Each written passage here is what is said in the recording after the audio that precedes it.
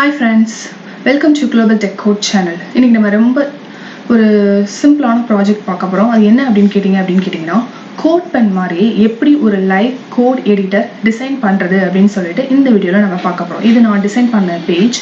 இதில் வந்துட்டு HTML கொடுத்துருக்கேன். இப்போ இந்த HTML-ல head h1 tag இப்போ நான் டைப் பண்ணேன் அப்படின்னு கேட்டீங்கன்னா அதோட ரிசல்ட் எனக்கு வந்து கீழே இங்க டிஸ்ப்ளே ஆகுது.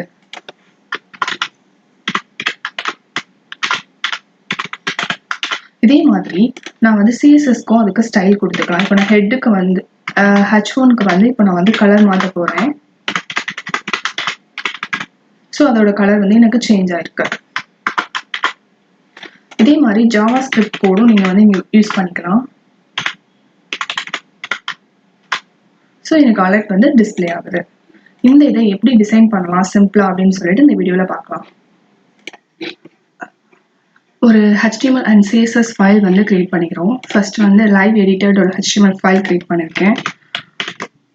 இதை என்ன பண்றேன் அப்படின்னா ஃபர்ஸ்ட் டாக்குமெண்ட் டைப் HTML,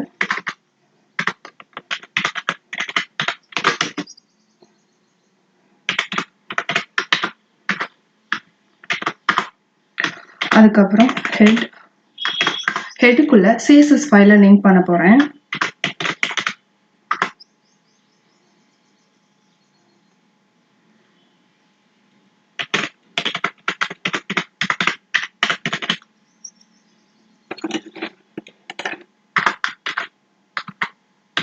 அதுக்கப்புறம் ஹெடர் செக்ஷன், பாடி செக்ஷன்.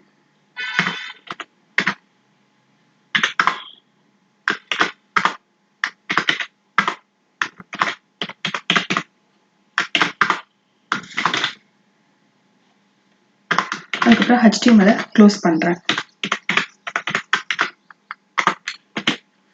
இப்போ ஹெடருக்குள்ள நான் வந்து என்ன பண்ண போறேன் அப்படின்னு கேட்டா எனக்கு வந்து நான் ஜஸ்ட் வந்து குளோபல் டெக் கோட் அப்படின்ற மெசேஜ் மட்டும் வந்து டிஸ்ப்ளே பண்ண போறேன்.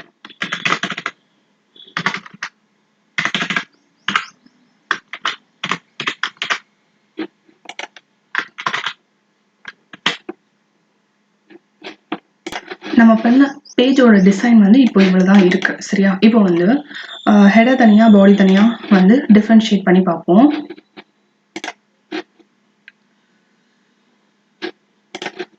ஃபர்ஸ்ட் CSS-ல நான் வந்து பேடிங் அண்ட் மார்ஜினை வந்து 0-வா மாத்திக்க போறேன். ஏன் அப்படின்னு கேட்டீங்கன்னா ஆல்ரெடி இருக்கக்கூடிய டிஃபால்ட் மார்ஜினோட எனக்கு வந்து கொலாப்ஸ் ஆகாம இருக்கணும். ஸோ அதனால யூனிவர்சல் செலக்டர் யூஸ் பண்றேன்.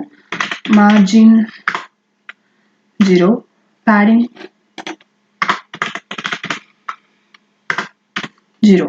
அதுக்கப்புறம் பாக்ஸ் சைசிங் வந்து கொடுத்துக்க போறேன்.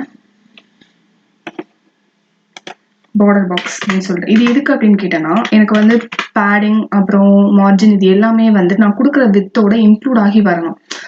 நான் இப்போ வந்து வித் 200 கொடுத்தேன் அப்படின்னா அதுக்குள்ளேயே எல்லாமே வந்துடணும். ஒரு எலமெண்டோட வித் வந்து 200 அப்படின்னா பேடிங் எல்லாமே வந்து சேர்த்து 200-ஆ இருக்கணும். அது வந்து செப்பரேட்டா இருந்துச்சு அப்படின்னா ஸோ நான் அதுக்கு வேற மாடிஃபை பண்ணணும். கரெக்டா? ஸோ அந்த மாதிரி இஷ்யூஸ் வராம இருக்க இதை நான் வந்து பாக்ஸ் சைசிங் பார்டர் பாக்ஸ் அப்படின்னு சொல்லி கொடுத்துக்கிறேன்.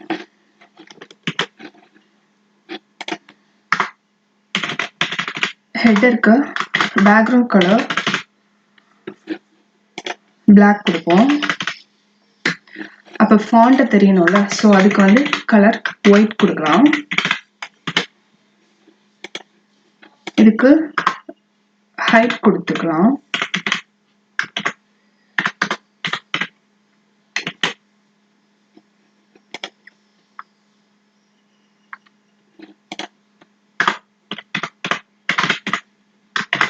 பாடி செக்ஷன் இருக்கட்டும். இப்போ வந்து நம்ம என்ன பண்ண போறோம் அப்படின்னு கேட்டீங்கன்னா இதுல வந்து ஹெடர்ல ரைட் சைட்ல ஒரு பட்டன் வைக்க போறோம். அது எதுக்கு அப்படின்னு கேட்டீங்க அப்படின்னா இப்போ வந்து நான் வந்து அந்த கோடை வந்து ரன் பண்றதுக்காக யூஸ் பண்ணக்கூடிய பட்டனாவும் யூஸ் பண்ணிக்கலாம். ஸோ ரன் இருக்கா இதுக்கான ஸ்டைல் வந்து நம்ம அப்ளை பண்ணுவோம்.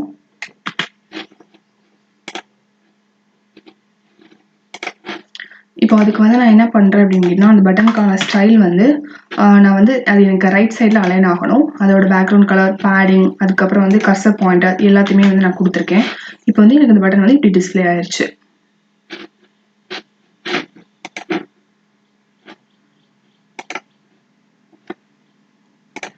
இப்போ நம்ம என்ன பண்ண போறோம் அப்படின்னு கேட்டா, உள்ள வந்து அந்த டெக்ஸ்ட் ஏரியாவை வந்து இன்க்ளூட் பண்ண போறோம். இப்போ நான் பாடிக்குள்ள என்ன பண்ண போறேன்னா ஒரு டிவ் போட போறேன். அந்த டிவ்க்குள்ள ஒரு செக்ஷன், அந்த செக்ஷனுக்குள்ள நான் என்ன பண்ணிருக்கேன் அப்படின்னு கேட்டேன்னா டைட்டில், அதாவது அதோட டைட்டில் வந்து இப்போ எனக்கு வந்து HTML நான் டைப் பண்ண போறேன்னா அந்த பிளேஸ்க்கான டைட்டில், அதுக்கப்புறம் HTML இது பண்ணக்கான டைட்டில், அதே மாதிரி இப்போ CSS அதான் டைட்டில், அதுக்குள்ள வந்து இது டெக்ஸ்ட் ஏரியா. ஸோ இதுக்கான கோடிங்காக வந்து நம்ம என்ன பண்ணியிருக்கோம்னா ஒரு டிவ் வச்சிருக்கோம். அதுக்குள்ள செக்ஷனாக 3 செக்ஷன் வச்சிருக்கேன். அதுக்கப்புறம் டைட்டிலுக்கு H4 யூஸ் பண்ணியிருக்கேன். அதுக்கப்புறம் இந்த டெக்ஸ்ட் ஏரியாவுக்கு இந்த டெக்ஸ்ட் ஏரியா டேக் யூஸ் பண்ணி அதுக்கு ஐடி வந்து செட் பண்ணியிருக்கேன்.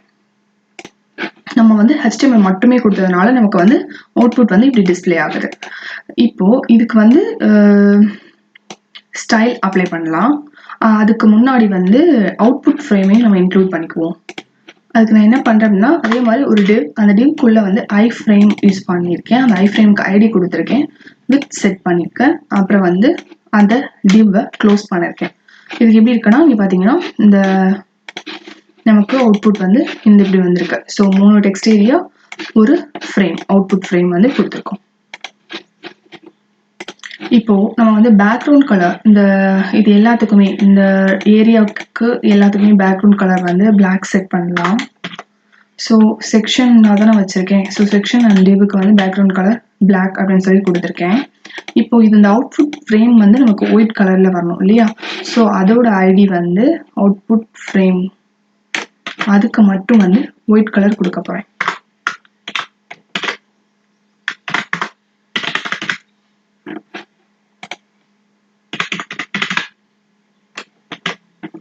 ஸோ எனக்கு வந்து இது ஒயிட் கலரில் வந்துருச்சு.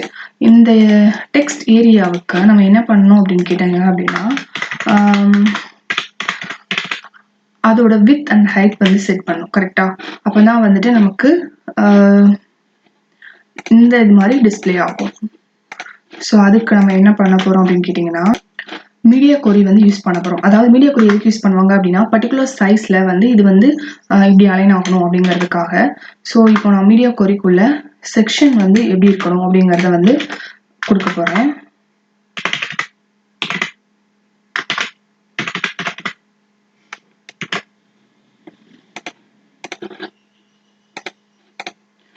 இப்போ நான் என்ன பண்ணியிருக்கேன் அப்படின்னு கேட்டிங்கன்னா மீடியா கொரி அப்படிங்கிறதுனா இப்போ பர்டிகுலர் சைஸ், அதாவது இந்த விண்டோவோட சைஸ் இருக்குல்ல, இது வந்துட்டு இப்போ எனக்கு வந்து இவ்வளோ பெருசாக இருக்குது அப்படின்னா 992க்கு மேலே இருக்கும் கரெக்டாக. ஸோ அந்த பர்டிகுலர் சைஸில் என்னோட டிசைன் எப்படி டிஸ்பிளே ஆகணும், அதுக்கு கீழே எப்படி டிசைன் ஆகணும் அப்படிங்கிறத வந்து நம்ம மென்ஷன் பண்ணணும். இதான் வந்து என்னன்னா ரெஸ்பான்சிவ் டிசைன் அப்படின்னு சொல்லி நமக்கு சொல்லுவாங்க. ஸோ இப்போ வந்து நான் இப்போ வந்து 992 பிக்சலுக்கு மேலே வந்து எப்படி டிசைன் ஆகணும் அப்படிங்கிறத வீடியோ கரில் கொடுத்துருக்கேன். அதுக்கு என்ன பண்ணியிருக்கேன்னா செக்ஷனுக்கு ஃப்ளோட் லெஃப்ட் கொடுத்துருக்கேன். ஸோ அது வந்து எல்லாமே லெஃப்டில் அலைன் ஆயிருக்கு. அதுக்கப்புறம்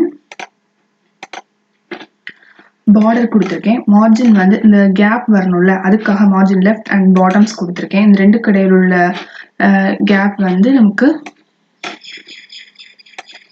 இந்த ரெண்டுக்கும், இந்த அவுட்புட்டுக்கும் இதுக்கும் இடையில உள்ள கேப்புக்கு மார்ஜின் பாட்டம் கொடுத்துருக்கேன். அதுக்கப்புறம் வந்துட்டு இந்த first box and second box கடையில் உள்ள கேப்புக்கு மார்ஜின் லெஃப்ட் கொடுத்துருக்கேன். ஸோ வித்து வந்து 32% கொடுத்துருக்கேன். ஸோ இப்படி பெர்சன்டேஜ் கொடுத்தோம்னா அது வந்து ஓவராலாக இருக்கக்கூடியதுலேருந்து 32% வந்து எடுத்துக்கும். அதுக்கப்புறம் வந்துட்டு அந்த ஏரியாவோட ஹைட் அண்ட் ப்ளஸ் வித் வந்து 100% கொடுத்துருக்கேன். அப்படின்னா என்ன பண்ணணும்னா அந்த செக்ஷனோட ஃபுல் ஹைட்டையும் வித்தையும் வந்து இது எடுத்துக்கும். என்னோட அவுட்புட் இப்போ இப்படி தான் டிஸ்பிளே ஆகுது சரியா? ஸோ இந்த மூணுக்குமே வந்து நம்ம பிளாக் கலர் வந்து செட் பண்ணலாம். இப்போ அந்த HTML area, CSS area, script area வந்துட்டு பேக்ரவுண்ட் கலருக்கு வந்து பிளாக் தான், ஆனால் லைட் பிளாக் வந்து நான் செட் பண்ணியிருக்கேன். இது இல்லாமல் பார்க்குறீங்க அப்படின்னா ஸோ ஒயிட் கலர் இருக்கு. ஸோ இந்த கலரை நான் செட் பண்ணுறேன் அப்படின்னா எனக்கு வந்து இந்த மாதிரி வந்துடும். அதில் உள்ள ஃபாண்ட் கலர் வந்து ஒயிட் அப்படின்னு சொல்லி கொடுத்துருக்கேன். இதே மாதிரி இந்த அவுட்புட் விண்டோவை வந்து 100% வந்து மாற்றிடுவோம். ஸோ ஃபுல்லாக வர மாதிரி இருந்துச்சு. ஸோ நமக்கு வந்து பர்டிகுலராக வந்து இப்போ HTML, CSS அண்ட் JSS அப்புறம் வந்து நமக்கு அவுட்புட் விண்டோ ரெடி ஆயிடுச்சு. இப்போ நம்ம வந்து கோடிங்குள்ள போகலாம். இப்போ இதுக்குள்ள நம்ம வந்து டைப் பண்ணா அதுக்கு வந்து நமக்கு அவுட்புட் வரணும் இல்லையா? ஸோ அதை வந்து எக்ஸிக்யூட் பண்ணலாம். இப்போ அந்த ஃபங்க்ஷன் இம்ப்ளிமெண்ட் பண்ணுறதுக்கு நான் ஸ்கிரிப்ட் டேக்கை வந்து HTML வந்து இன்க்ளூட் பண்ணியிருக்கேன். அதுக்கப்புறம் என்ன பண்ண போகிறேன் அப்படின்னு கேட்டிங்க அப்படின்னா, ஒரு ஃபங்க்ஷன் எழுத போகிறேன். அந்த ஃபங்க்ஷன் ரன் ஆஃப் அப்படின்ற மெத்தட்குள்ள இந்த ஏரியாவில் உள்ளதை ஒரு வேரியபிளில், ஸோ இந்த 3 ஏரியாவில் உள்ளதையும் வந்து ஒரு வேரியபிளில் வாங்க போகிறேன். அதுக்கு நம்ம எப்படி யூஸ் பண்ணோம் அப்படின்னா, லெட் அப்படின்னு சொல்லி கொடுத்துட்டு அதுக்கான வேரியபிளோட நேம் கொடுக்கணும். அப்புறம் அதுக்கப்புறம் வந்து டாக்குமெண்ட் டாட் கொரி செலக்டார் அப்படின்ற ஒரு ஃபங்க்ஷன் இருக்கு. அதுக்குள்ள கொடுத்துட்டு இப்போ நான் வந்து டிவ் இருக்குல்ல, எந்த டிவ்ல வந்து கொடுத்துருக்கேன் அப்படின்னா இந்த கோட் எடிட்டர்ல தான் வந்து இந்த HTML CSS JSS இருக்கு. ஸோ அதை இங்க கொடுக்குறோம்.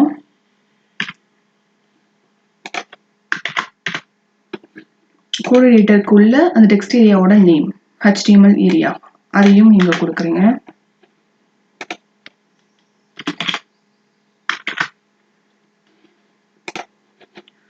அப்புறம் டாட் வேல்யூ அப்படின்னு சொல்லி கொடுத்தோம் அப்படின்னா அதில் உள்ள வேல்யூ வந்து இப்போ எனக்கு இந்த HTML கோட்ல வந்துடும்.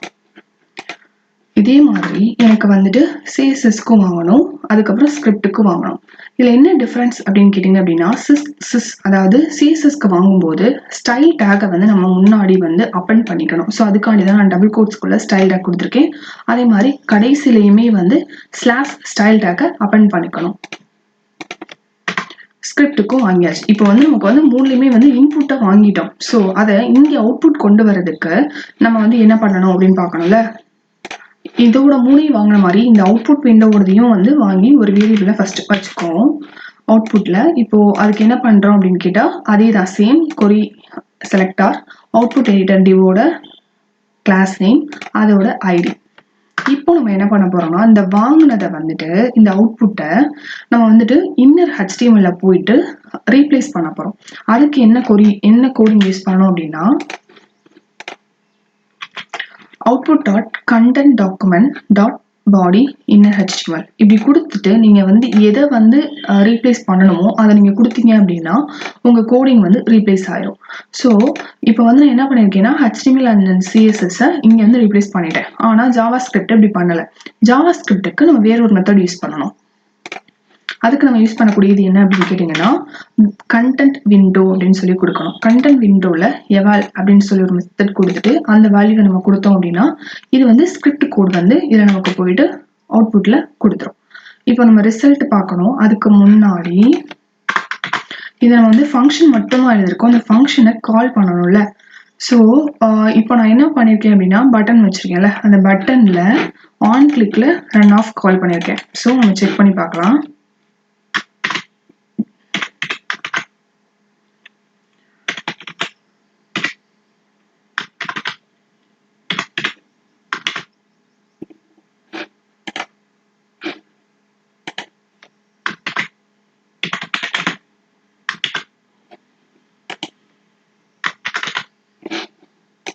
இப்போ நமக்கு வந்து அவுட்புட் வந்து வந்துருச்சு. இப்போ வந்து இப்போ நான் H1க்கு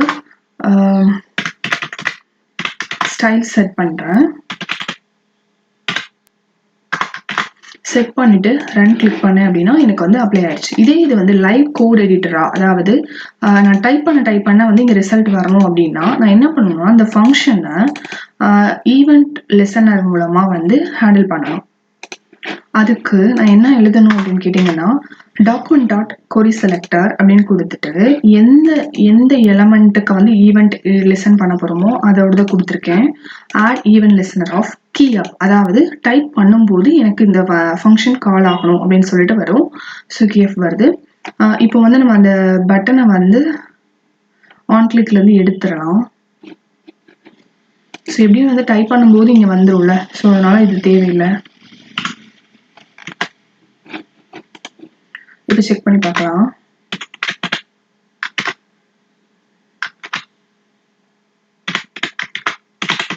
ஸோ இப்போ எனக்கு டைப் பண்ணும்போது இங்கே வருது இல்லையா.